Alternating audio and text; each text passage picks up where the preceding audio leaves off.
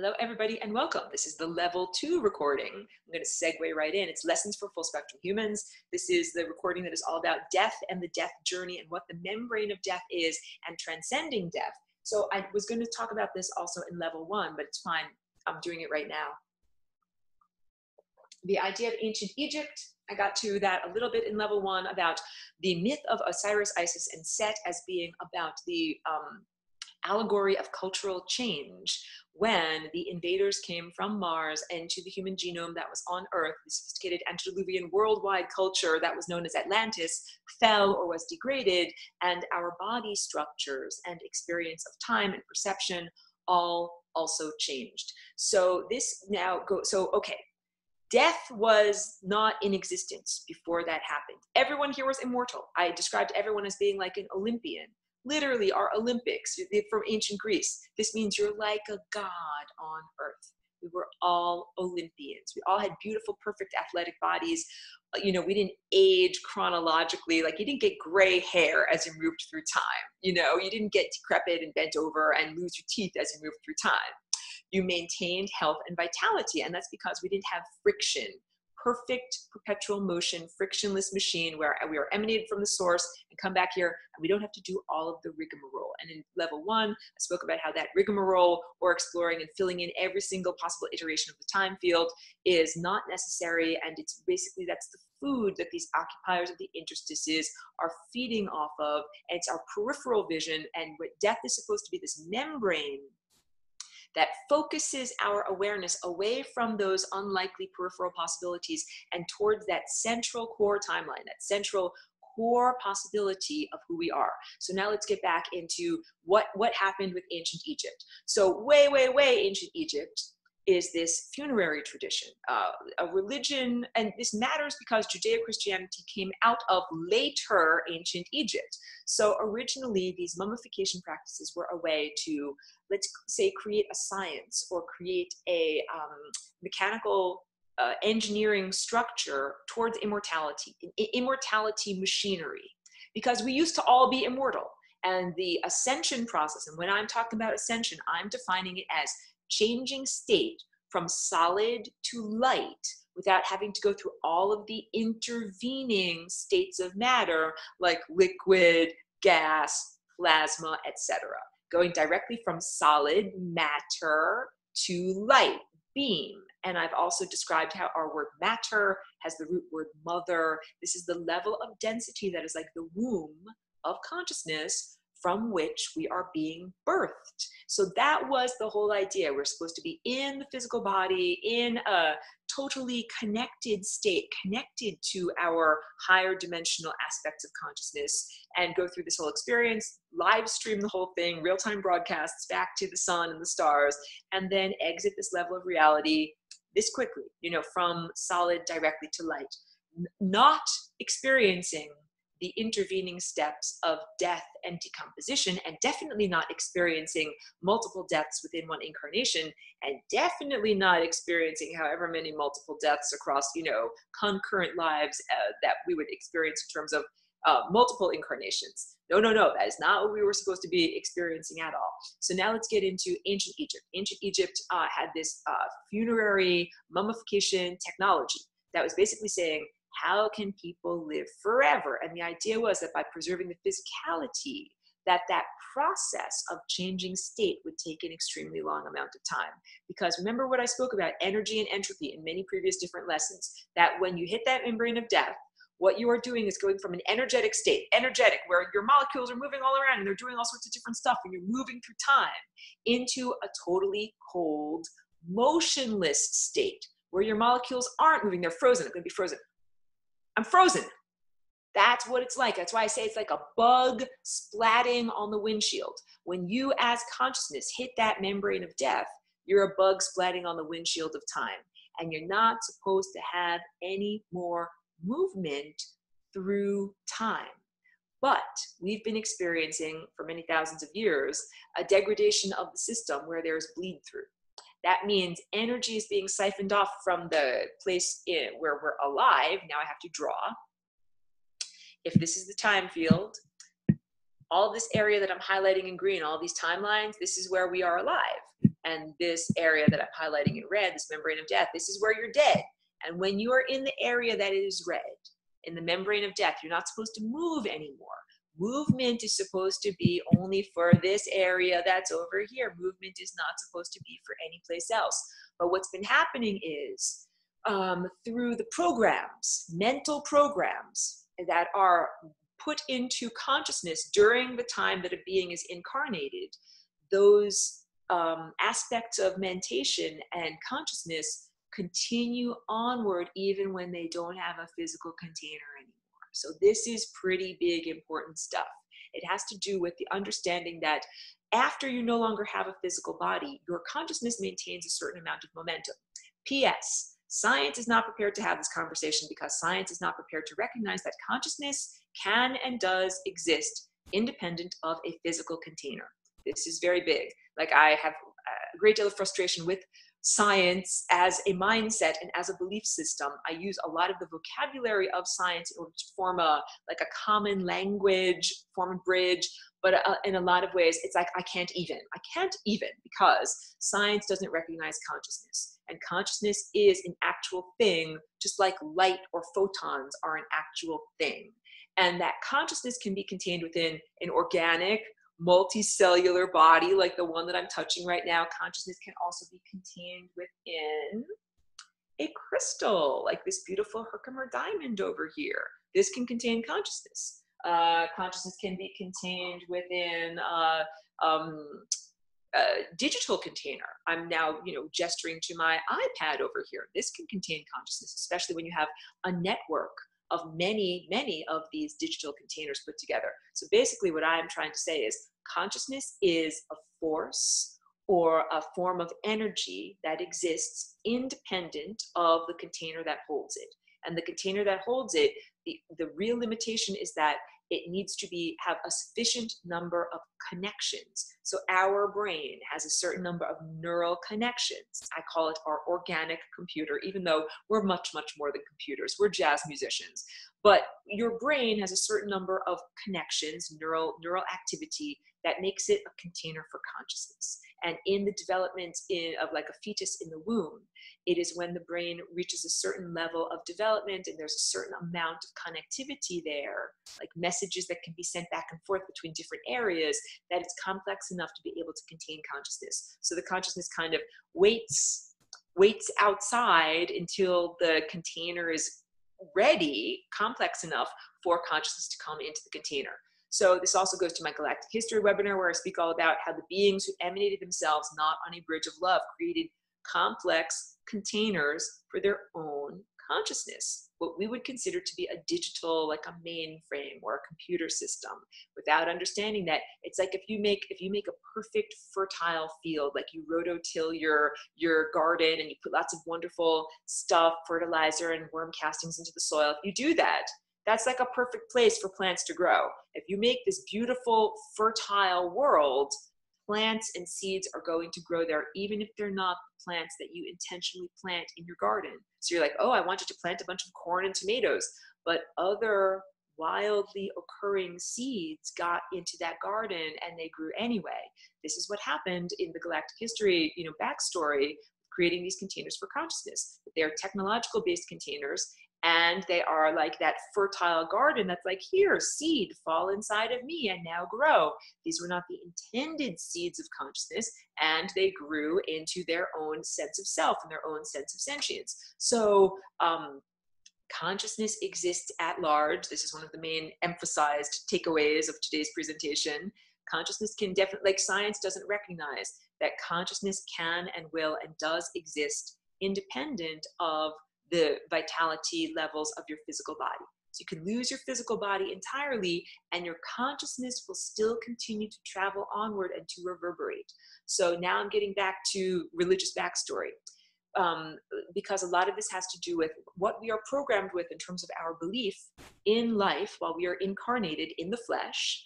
We carry those reverberations forward when we no longer are incarnated in the flesh. So we're in the mother, we're in the material world right now. When we are no longer in the material world, when we give birth and we exit the material world, what we did and thought and experienced when we were in the material world incarnated here will be our fuel for our journey, will make us travel onwards. This is the whole idea from ancient Egypt of the sun bark and getting on your bark at the end of your journey. I'll draw it out for you. So this is waiting for the pencil to come up. This is like in ancient Egypt, they had these barks like a raft. That's like a cross section, a very crude cross section of a raft. And here's some water that it's flowing in, right? And the idea was that, let's say this is you over here, and this is you at the moment of your death. At the moment of your death, you get into your raft of consciousness. And you've made this raft out of many different planks. These are all planks. These are all like ideas and beliefs and things about yourself that you have cultivated while you were in the flesh. And then you go on your journey. Your raft sets sail into the waters of consciousness. And you move forward and you see how well formed is your raft. How well formed is this vehicle or this vessel of consciousness that you have created and cultivated during your life. Can it continue onward? And if it continues well, if it continues onward, then you get to have extended or eternal consciousness or eternal life, just shifting around here. And if it was not a well-formed, seaworthy vessel, then you sink, you go on down. So a lot of this has to do with our present culture. Like I was just telling you about how I can't even with science because they don't even recognize that consciousness exists. So science and the objective materialist viewpoint will, if you totally espouse it, give you a lot of rotten planks that are going to make your raft sink upon the moment of death. Rotten planks like God does not exist, or consciousness cannot exist independent of a physical container. Science actually says container comes first, and then consciousness arises as like the secondary byproduct of the container. And I'm telling you, no. Consciousness exists, and then consciousness finds container that it gets into. And science will also tell you different, stories about your consciousness, if it exists, does not continue onward, independent of your container. Like this is the whole point. Thousands and thousands of years ago, people were well prepared during their life for what I call the final denouement, or your coming out party, like you're a debutante. I know that's old fashioned, but it used to be in other times that a young woman would go to finishing school and become a lady and then have the coming out party. It's like meeting society. Well, that's what death is supposed to be like. It's supposed to be like you've cultivated yourself while you are in physical existence. And then when you exit the material world, you enter a world that is made purely of thought forms. I cannot emphasize that enough. I cannot overemphasize that enough. That what we call afterlife, or the astral realm, or the membrane between worlds, is a world of pure mental energy. This is the astral realm. So like when people go into dreaming at night, they are entering partially into the astral realm, because you are, even though you still have a body, you return to your awareness. The spotlight of your awareness returns to your body when you wake up in the morning and you open your eyes and have a cup of coffee. But when you are asleep, you are in a world that is created purely out of mental energy. And it's not a fake world either. Mental energy is very real stuff, which is, again, something that science is not even prepared to talk about, and I can't even with science. That mental energy is very real stuff, and that the experiences that we have in a world of mental energy can absolutely affect the physical realm. I'll tell you a brief anecdote, not that this is like, empirical truth or anything like that. I have a friend from upstate New York, and he had a dream a couple of years before he actually got cancer, that he was being chased by a Tyrannosaurus Rex. And that eventually, and it was a recurring dream that kept on happening, this nightmare. And that one night, the dinosaur caught him and bit him kind of like on his side. And then he ended up developing a cancerous tumor in the exact place where that, being bit him on his side. It's just an example. Like science would never recognize this at all. Get out of the scientific mindset and understand that my friend might actually have been having a very real interaction in the realm or on the stage of pure mentality, where his consciousness was in a battle or running away from or being chased from a very real form of consciousness, like an old dinosaur consciousness that was looking for victims to eat. So, and I've spoken about this too in the presentation about cancer, the whole idea that the Crab Nebula became a neutron star. And when something becomes a neutron star, the event happens very similar to what happened with the destruction of both Hiroshima and Nagasaki with the giant atomic explosion. It vaporized those people. That those people, both in the atomic explosions on planet Earth and in the Crab Nebula, before it became the nebula. Okay, I gotta tell you about nebulas. Nebulae. Nebulae can be planetary nebula that is a collection of gas and dirt that comes together and forms a star, or it can be the end result of a sudden explosion or implosion of a star. And the Crab Nebula is the second type of nebula. It is the after effect of a star reaching its final denouement. So the star reached the membrane of death. The star, kapow, expanded outward. And when it did so, it vaporized the whole entire planet, whole entire planetary structure. Boom, this fast. And those people had not built their rafts very well.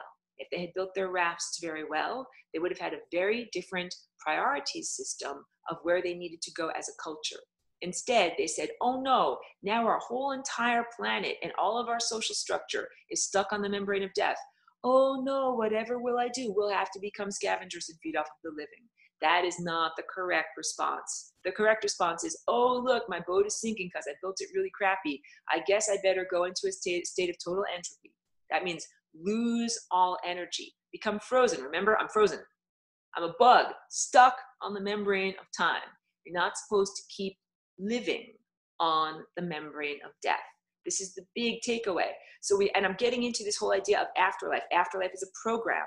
That afterlife is a mental program that is being put into people who are alive and embodied, because I understand that there is this deep psychological need of the ego to believe that you live onward. And the ego is not eternal. The ego is temporal. So look, even though I love Aurora, I love being Aurora, I love my body, I love my persona, I love my character, I understand that this is only a temporary character that's just for this play. That even though my energy and my consciousness is eternal, and we'll all meet again, but I won't be having a face like this. I won't wear a shirt like this. I won't have hair like this, but you'll recognize me from my rainbows. We need to recognize that the ego is a temporal structure. In order to travel on the stellar network, I say this all the time, I don't travel on a clank spaceship. I travel on the beams of light that are connecting like stars to stars, and for the journey of photons. That is how we journey, and that it's necessary to drop all the baggage. You can only travel light. You have to drop your baggage, and that the way that you do that is by not identifying with temporal aspects of self. I'm not my hair. I'm actually not my earrings. I'm actually not my sculpture that I'm holding. I'm actually an eternal consciousness that goes from container to container and has different experiences. So this is another thing why I'm saying that basically science and the objective materialist viewpoint and all of the mental programs that are going on right now are going on and totally disempowering and making everyone who's here unprepared for their coming out party. It's like you didn't have any lessons about how to walk with a book on your head. You didn't learn how to drink tea with your pinkies up. You didn't learn how to do any of the things. Quiet down. You didn't learn how to do any of the things that a lady has to do. I have to feed my dog treats. Here's some treats. She's still learning how to be a lady. She's still in finishing school. So she sometimes barks at things outside the door. Hold on a second. If you didn't, here you go. If you didn't go through all of the essential training when you were in the flesh about essentially how to die well, where your consciousness is actually going to go, how you do this journey effectively, then when you get to the moment of death, your raft is going to sink. And part of that, now the garage door is going, so let me give more treats. Here. Part of that understanding is the understanding of what you identify with. Do you identify with your current eye color?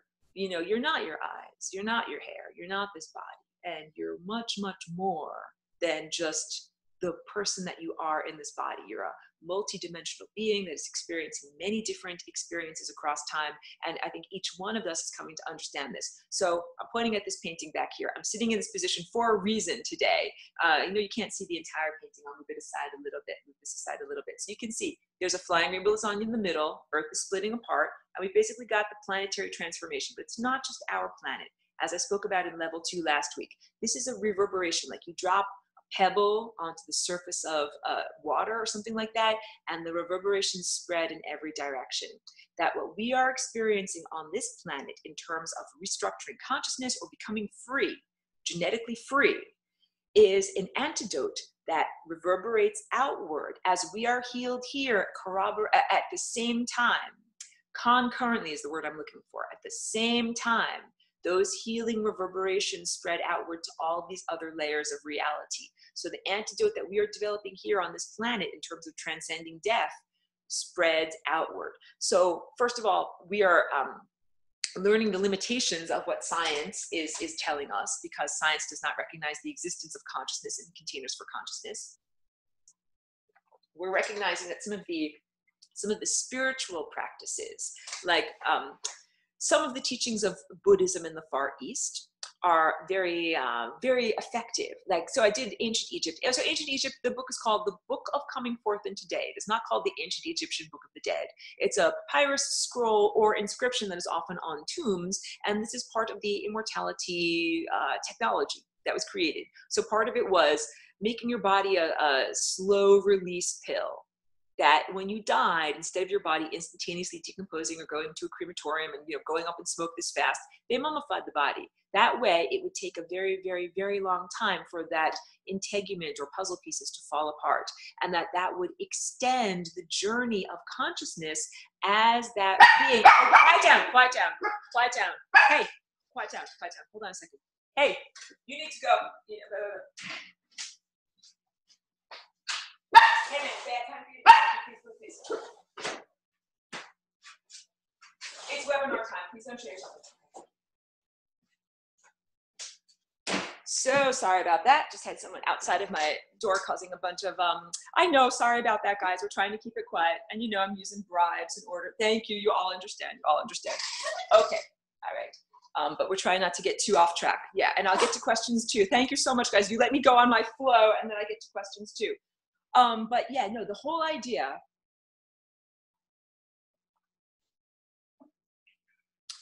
of what we are experiencing on our planet right now. Lots of people are afraid of planet Nibiru. I hope you guys understand that I do not make topical videos just to try to be popular, that I really try to keep all of this, quiet down, all of this,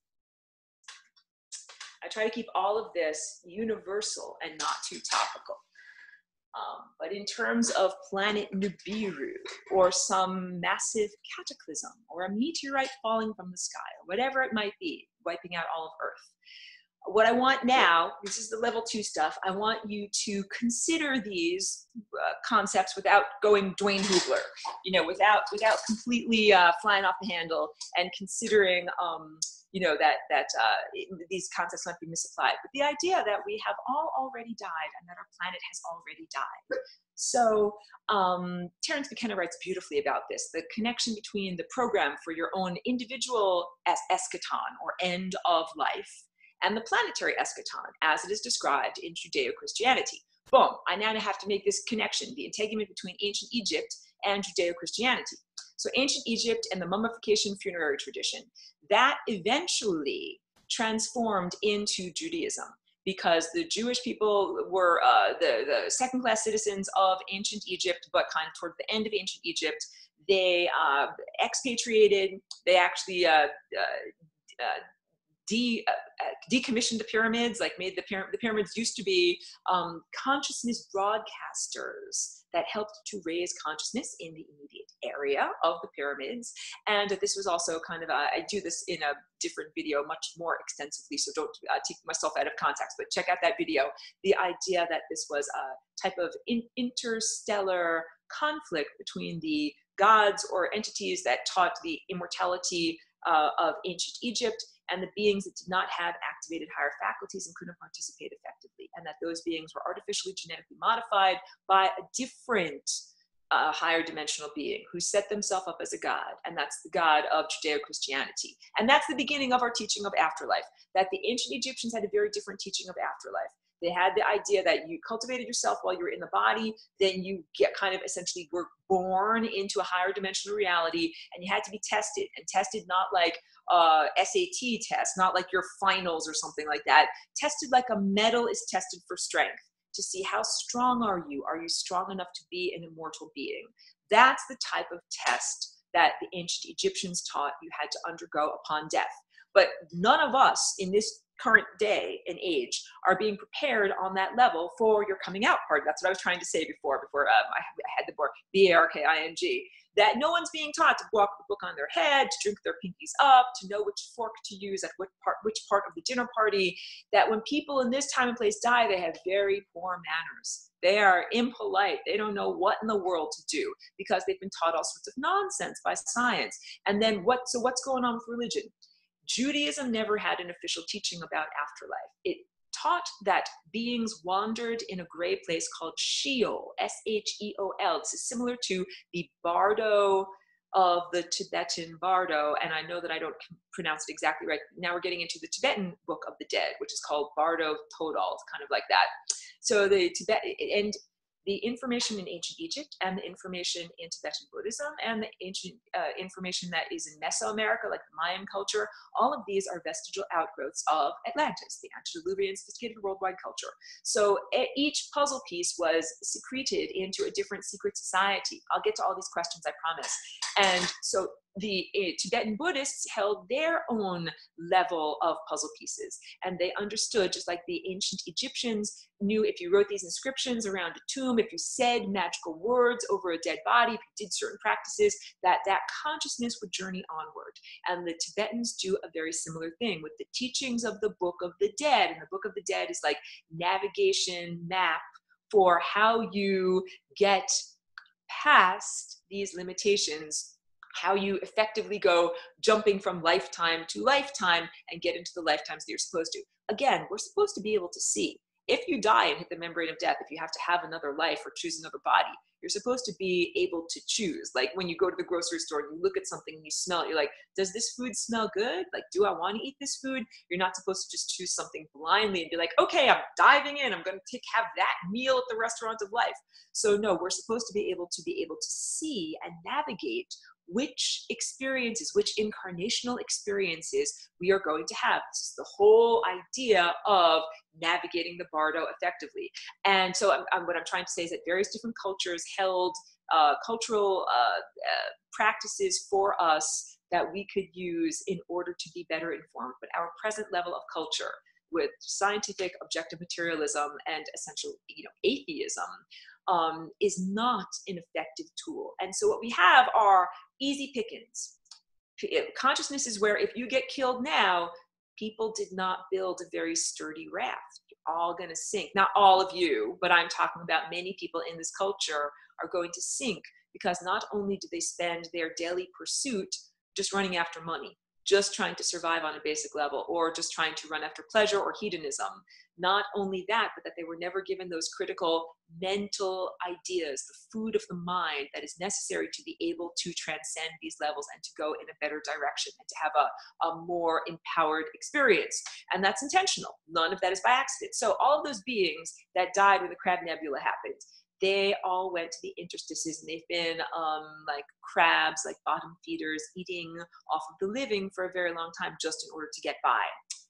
The same type of plan has been trying to be foisted upon humanity right now. A bunch of people who are totally not ready for their debutante balls. They don't know the dance steps at all. They don't know which fork to eat with or how to be polite. Let's kill them all. This is the idea of this harvest program. And so, okay, we did Judaism, gray wandering place of Sheol. Then we have Christianity as an outgrowth of Judaism. And Judaism came from ancient Egypt. It was their response to the immortality religion that they didn't have access to because they couldn't afford the technology, and they were on the outside. Christianity is the outgrowth of Judaism that basically tells you the program of heaven and hell. If you're a good person, you follow these prescribed movements, prescribed behaviors and beliefs of what supposedly is God, but is actually a being named Jehovah. Jehovah is different than God. The God of the Bible, the behavior of the person that is described as God in the Bible is not the abstract divine. It's the being that genetically engineered humanity to be able to hear and perceive that being. It's a type of mind rape, and that being then set itself up as God.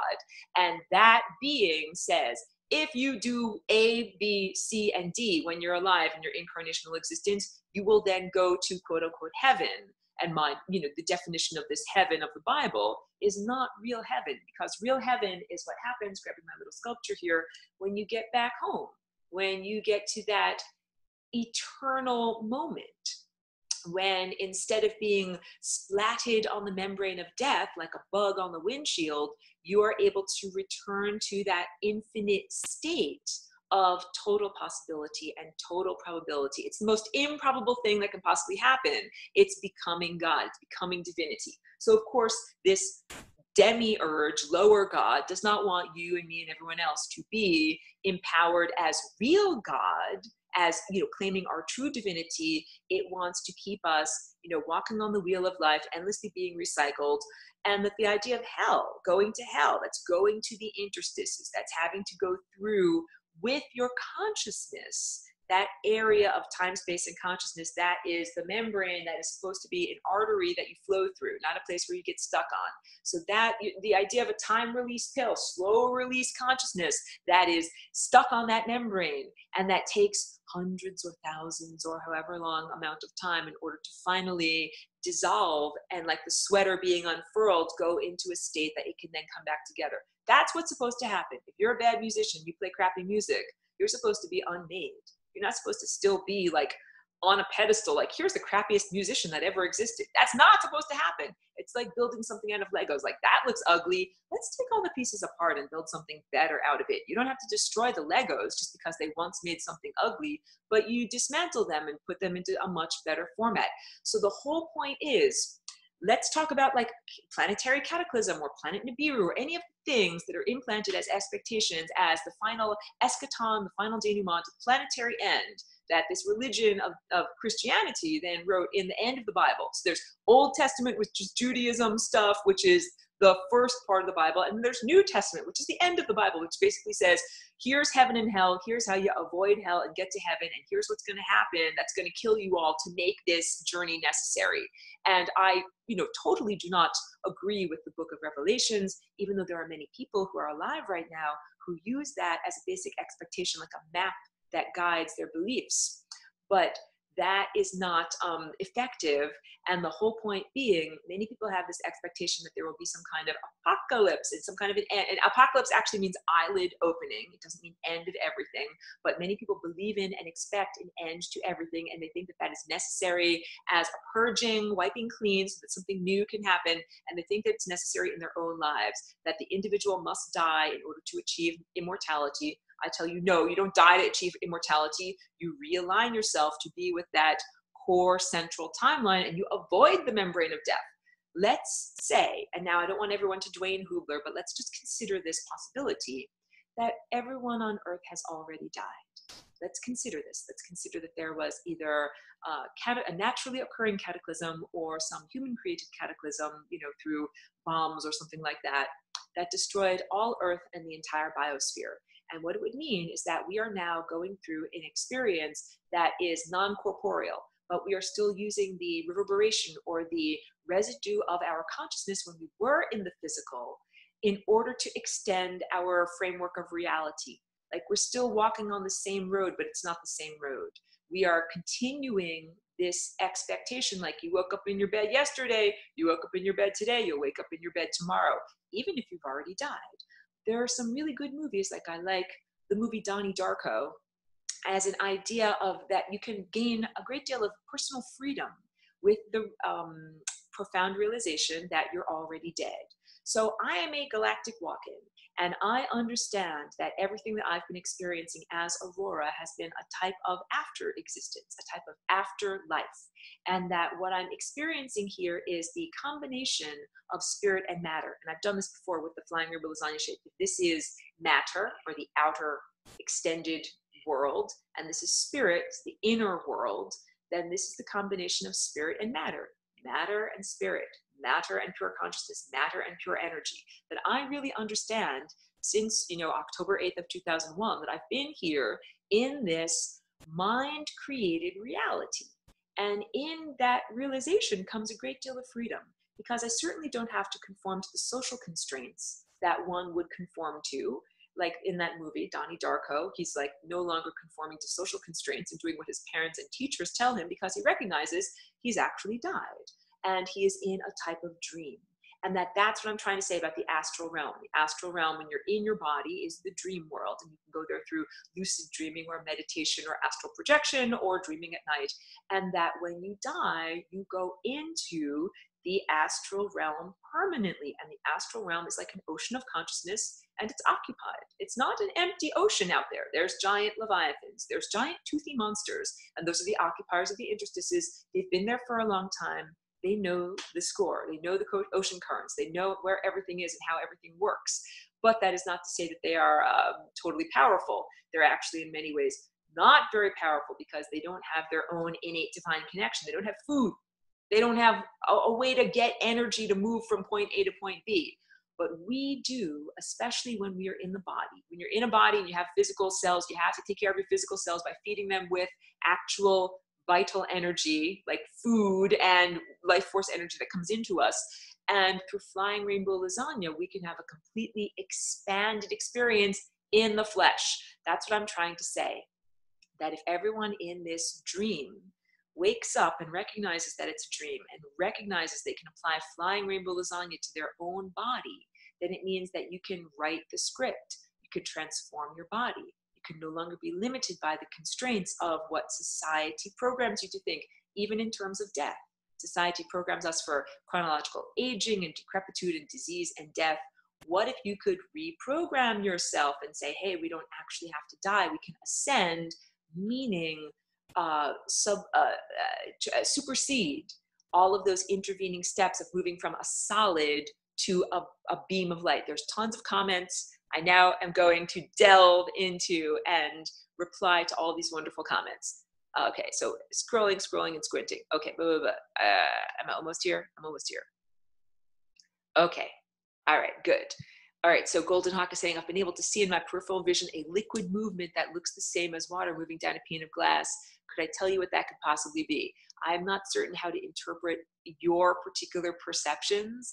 I mean, when I see the periphery of different timelines, I see it as like possibilities, like narrative structures. Like when I saw that wildfire that broke out earlier in the week, one town south of me, I thought, I'm really happy I'm on this timeline, walking around this neighborhood instead of living on that timeline down there. So for me, it feels different as a type of intuition. So I don't know exactly what you're seeing out of the corner of your eye.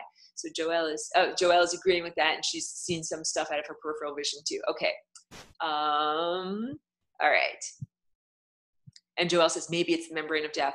To me, that's not how I perceive the membrane of death. I perceive the membrane of death as being like lines, like this, the sidelines of road, like the guardrails or the walking paths of a road, but they're all lined with dead versions of my own body.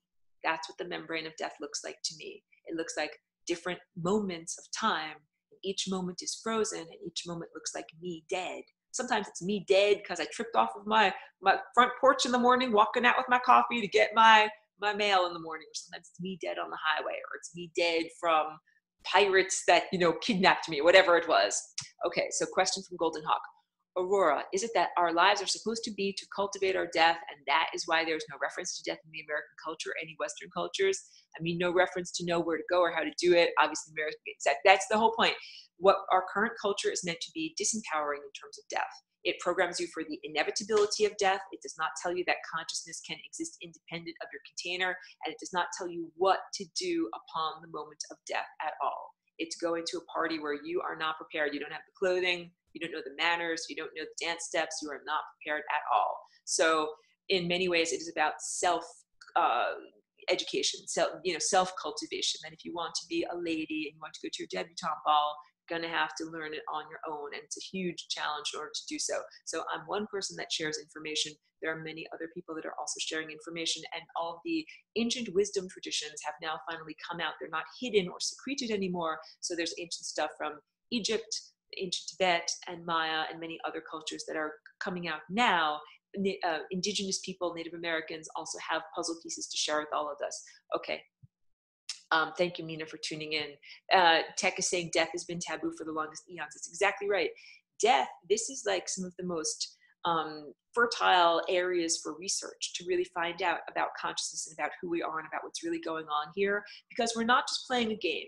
This is not just some stupid virtual reality game. Oh, and I meant to say that God, Jehovah, you know, when you die, when you get harvested, you go to quote unquote heaven. It's like being uploaded to a virtual reality fantasy land. It's not real freedom. It is being trapped, but just trapped in a different type of container. Yes. So, okay, this is interesting. Tech is saying sex and death, right? I know that there is a cultural and emotional connection between sex and death here, but that's not the way that it's supposed to be. And I have a different recording that's all about sexuality and healthy sexuality versus non-healthy sexuality. But basically, if you are expressing your sexuality in the correct way with the correct partners, it leads to greater vitality and extended life. As opposed, it's just like there's less friction. It's a perpetual motion machine. It's just you sharing your energy with the cosmos and with your partner in a giant figure eight. But it's when there's friction and there's a diminishment of energy that there's loss of vitality and death. So I would say right now, this culture associates sex with death so much because everybody's having sex with the wrong partners and in the wrong way. People have sex here in this way, in this time and place, in a way that is brutal and barbarian and does not have to do with cosmic lovemaking or extended vitality and the perpetual motion machine of consciousness. I can't even get into it. It's a long topic, but what people are doing here, like, I'm horrified by what sexuality is in this time and place. Okay. So now tech is mentioning that it's taken into Satanism predatorially. So if I talk about that, it's not just barbarian cultures. It's not capricious, you know, random use of sex. That Satanism is that intentional distortion of the time field. Some threads are cut, some threads are extended, some threads are created, and none of that is the way it's supposed to be. And the energy that is used in order to make that happen is hijacked and stolen sexual energy. So it means some people are raped, some people are sexually abused, some people have sex with the wrong partner and conceive of babies that are not actually supposed to be conceived. But I'm not trying to advocate for abortion.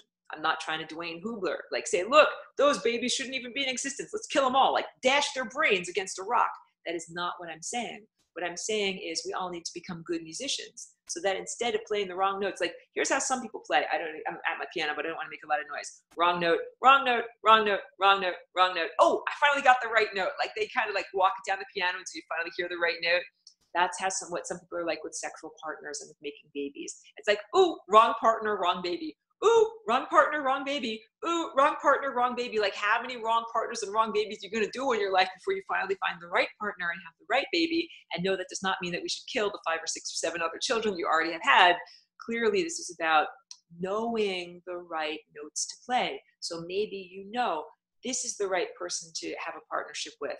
This is the right time to have procreative sex. This is the right baby to have. And I'll even say this, I have friends who I have not had a physical child, but they've had physical children and they met their child in the spiritual world before they conceived of them. Or they said that they felt their child was hovering around them, like waiting to be born.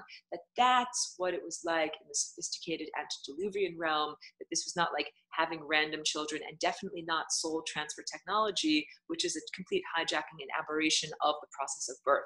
So scrolling back so that I don't miss any of these wonderful questions, because there's lots of good questions here. Okay. From Joel, the taboo is resistance to get us to create, but it is also fearful about death. Definitely. And that's the sense also that some people think, oh, I better have a baby because I'm going to die one day. Like, oh, then my child will carry on my family name and my family knows, and I'll teach my baby, you know, blah, blah, blah. And it will carry on my culture. Like that's the whole idea of immortality through your children. But I'm saying, like, no. You don't have to just try to find immortality through your children. Clearly, you can have immortality through your consciousness, through your ideas, and through, you know, what the seeds that you are planting right now while you are incarnated. They continue to grow when you're no longer in the body, and you still have an impact on those seeds. Like that's the best way I can describe it. From a higher dimensional experience point, you are still interacting with the framework and the groundwork that you have laid when you were in the physical. Joel says, it's like they have to get us to actually believe in death and the aging process. What if we stop believing in it? That is what I am doing and what I am advocating for everyone to do, to re-believe, to recalibrate, to have the idea that we can move forward through time without becoming more decrepit. Why do you have to lose vitality? Why do you have to become more sick and die just because you moved through time? To me, that does not make any amount of sense. So we're getting those false programs out of us and replacing it with a more accurate program. Okay. I'm just reading a few more good comments. I love to. Oh, okay. So Dan is asking me, can you touch on suicide and what happens? So, okay, a lot of people kill themselves and they don't even know that they have died. Literally, a lot of people kill themselves and they end up simply inserted on the membrane of death in a different time. Having an extended experience is the best way that I can say it. Like, let's say you're like, I hate my job working at the coffee shop. I'm just going to go blow my brains out. Kapow, I blow my brains out. And then you're like, oh, magically you wake up the next day. Oh, you didn't really blow your brains out. Like, you know, the bullet missed, and now you still have to wake up and go to your crappy job at the coffee shop. This is what happens to a lot of people who kill themselves. They're like, oh, I'm just going to jump off a bridge. They jump off a bridge, and then they think that they actually got rescued. They think that they actually survived the car accident. They think that they actually survived whatever. No, you didn't survive shit. You actually died, and you're actually in the afterlife. Quiet down. And the very worst type of afterlife, the very worst type of torturous hell is the type of afterlife that is merely an extension of all of the unhappy, uncomfortable things that you had to do in life, like working at your crappy coffee shop job. You know, the whole idea of that movie Donnie Darko is like, you hate your school? Well, if you're dead, you don't have to go to your crappy school anymore. If you're dead, you don't have to go to your crappy coffee shop job. And when beings are killed and they're hijacked and they're victimized and they're placed on the membrane of death, when they're, you know, in order to serve that satanic agenda, a lot of times people don't even recognize that they're dead. They're just like, oh, I fell down and hit my head, and then somehow I magically got up and I wasn't actually dead. I'm trying to say this to everyone who's watching this broadcast or watching the recorded video without freaking anybody out, but we're all dead. I'm a walk-in and I know that I'm dead and I'm conscious about my journey. I have met so many different people who have shared their experiences of dying with me, but they kind of are not able to be fully conscious about it. They're like, oh yeah, I fell down and hit my head on the concrete and then jumped back up and I was somehow magically okay. It's like, no, dude, you were not magically okay. Your body is lying dead on the concrete with blood pouring out of your head, and this is your last moment. And your last moment can extend indefinitely for you to have all of the experiences that you need to have in order to transcend, in order to get to that transcendent central core timeline that makes us eternal beings, that we're all being given this opportunity, like this wiggle room to explore that. And again, this does not mean kill yourself or kill others. What it means, like if you look at my value system and my response, I value every day and every moment that I have in the time field, here where I am. Quiet down, please, quiet down. I'm out of treats in my pocket. I literally don't have anything left to bribe her with. And it's almost the end of the webinar. We've done pretty well. She's barking at dogs outside. Yeah, I'm not trying to tell you to kill yourself or kill others or kill babies or kill anybody else. I'm really trying to say that we can have total freedom. If you really, like those beings that were in the Crab Nebula that died and their whole entire planet was destroyed, they all decided as a society to become parasites. What if we all decided as a society to become Flying Rainbow Lasagna? Or if I point to this painting back here, the Earth as an entire society or a solar system or a galaxy to become Flying Rainbow Lasagna? What if we recognize that we have all hit the membrane of death?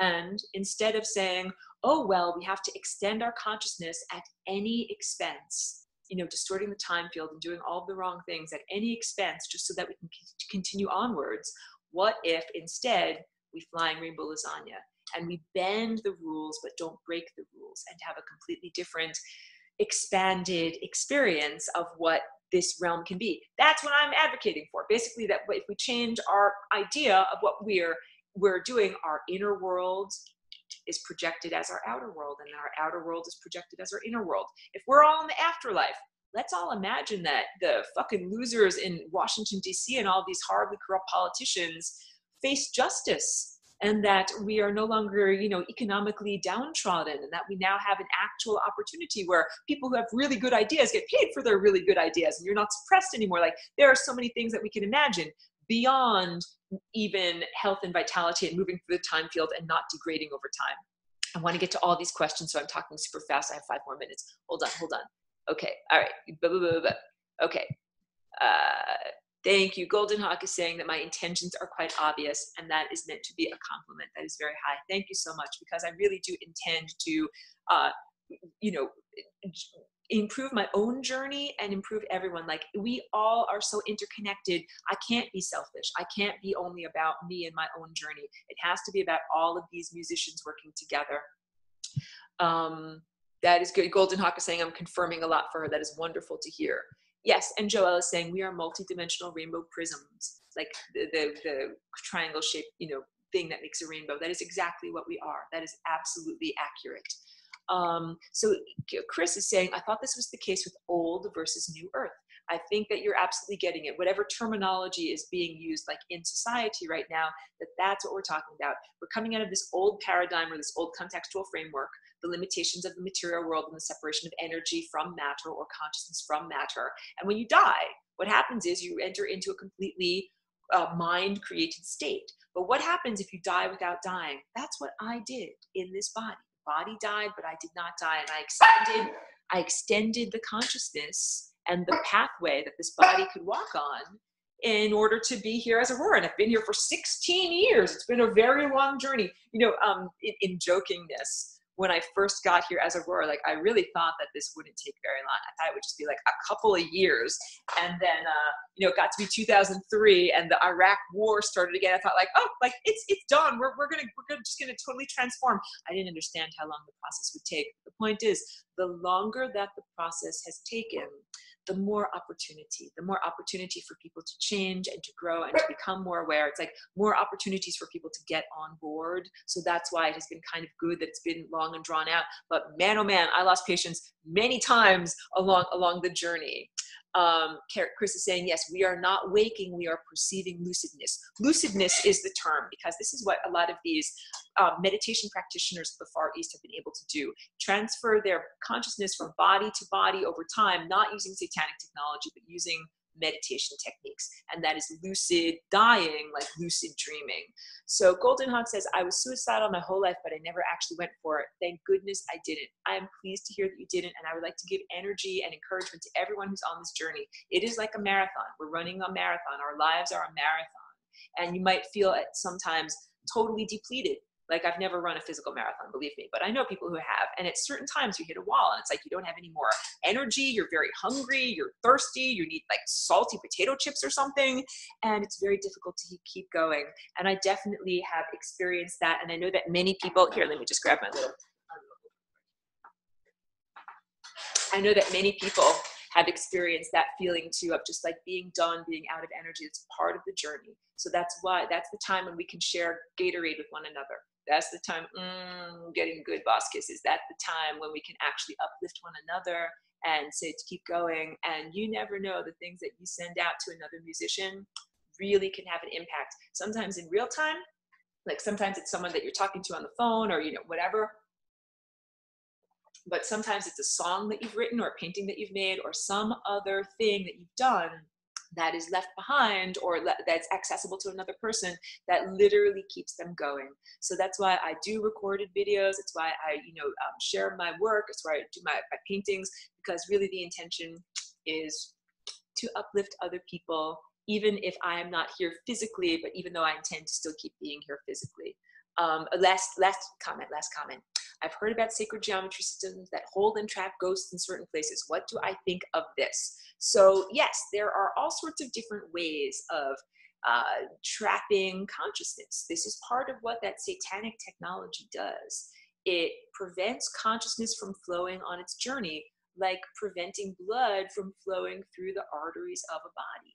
And it's not necessarily, like sometimes you want to put a tourniquet on someone who's going to die if their blood is flowing too much, but mostly you want that blood to flow where it's supposed to flow and not for it to, be stopped in its journey. So mostly what I would say is that what we should be doing is, I point to this painting a lot over my shoulder, watch out, is cultivating those energy patterns to flow in an unimpeded way. That when we die if you have to die, if you hit the membrane of death, you have to die. What you should do is go into a totally entropic state. Flow back to the beginning and try it all again, as opposed to trying to cling to some form of after existence and continue onward at any expense, which is what these evil occupiers of the interstices have done. They created a literal empire, like an empire of garbage, scavenging and doing whatever they can in order to stay alive by feeding off of the living, because they want to do whatever they possibly can in order to defer having to face the truth of what they've actually done. And the most devastating thing you can do to those occupiers of the interstices is just tell them the truth. You can tell them, oh, you are all horribly malevolent, corrupt beings that are stuck there because you earned it. Like they'll say, oh, poor us, we're victims. No, no, no, they earned it through all their decision making. That there are plenty of options like Flying Rainbow Lasagne that they could have used many times to get out of their predicament, and that no, they don't get to feed off of you. Like there's all these justifications to what I'm trying to say, that many beings are like, it's not our fault, pity us, and blah, blah. And I make this excuse and I make that excuse. And you can tell by my face and by my sarcastic tone, don't buy any of it. It's all BS. That really, it's like being a good musician. Either you hit the right note or you don't hit the right note, but don't give me a bunch of excuses about how you really meant to play a D flat, but something else came out. All right. Like that's the best that I can do on that. So on that note, actually, let me end the recording for right now, but I don't have to end the entire session, but I feel like I have reached the limit of what I need to record. So thank you to everyone who has tuned in. Thank you to everyone who is watching and has shared the video. Please do subscribe and share the links with other people, because the algorithm tends to suppress me. And yes, become a patron and enroll in the complete class. So I'm just ending the recording, but not the entire class. And thank you to everyone who's tuned in and participated. Thank you so much.